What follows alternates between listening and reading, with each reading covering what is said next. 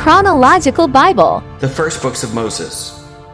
The temptation and the fall of man. And now the serpent was more cunning than any beast of the field which the Lord God had made. To the woman, has God indeed said, "You shall not eat of every tree of the garden"? And the woman said to the serpent, "We may eat the fruit of the tree of the gardens, but the fruit of the tree which is in the midst of the garden, God has said, You shall not eat of it, nor touch it, lest you die."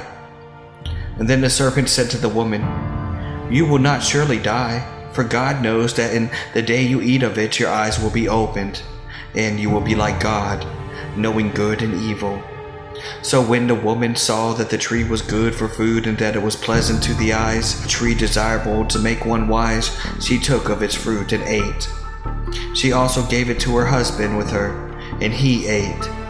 And then the eyes of both of them were opened, and they knew that they were naked, and they sewed fig leaves together and made themselves covering.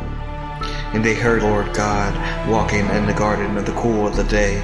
And Adam and his wife, they hid themselves from the presence of the Lord God among the trees of the garden. Then the Lord God called to Adam, and he said to him, "Where are you?" "I heard your voice in the garden, and I was afraid because I was naked, and I hid myself." And he said, "Who told you that you were naked? Have you eaten from the tree which I had commanded you that you should not eat?" And then the man said, "The woman whom you gave to be with me, she gave me of the tree, and I ate." And the Lord God said to the woman, "What is this you have done?" The woman said, "The serpent deceived, and I ate." So the Lord God said to the serpent, "Back it, because you have done this. You are cursed more than all the cattle, more than every beast of the field. On your belly you shall go, and you shall eat dust all the days of your life. And I will put enmity between you and the woman, and between your seed and her seed. And he shall bruise your head, and you shall bruise his heel." And to the woman he said, "I will greatly multiply your sorrow in conception. In pain you shall bring forth your children.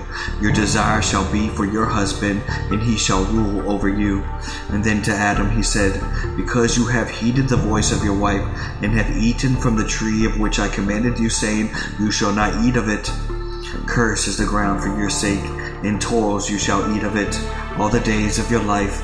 Both thorns and thistles it shall bring forth for you, and you shall eat the herbs of the field. In the sweat of your face you shall eat bread, till you return to the ground, where out of it you were taken.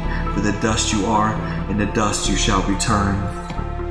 And Adam called his wife's name Eve, because she was the mother of all living. Also for Adam and his wife the Lord God made tunics of skins and clothed them.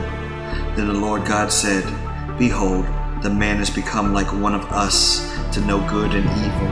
And now, lest he put out his hand and take also of the tree of life, and eat and live forever." And therefore the Lord God sent him out of the garden of Eden to till the ground from which he was taken. So he drove out the man, and he placed a cherubim at the east of the garden of Eden, and a flaming sword which turned every way to guard the way to the tree of life.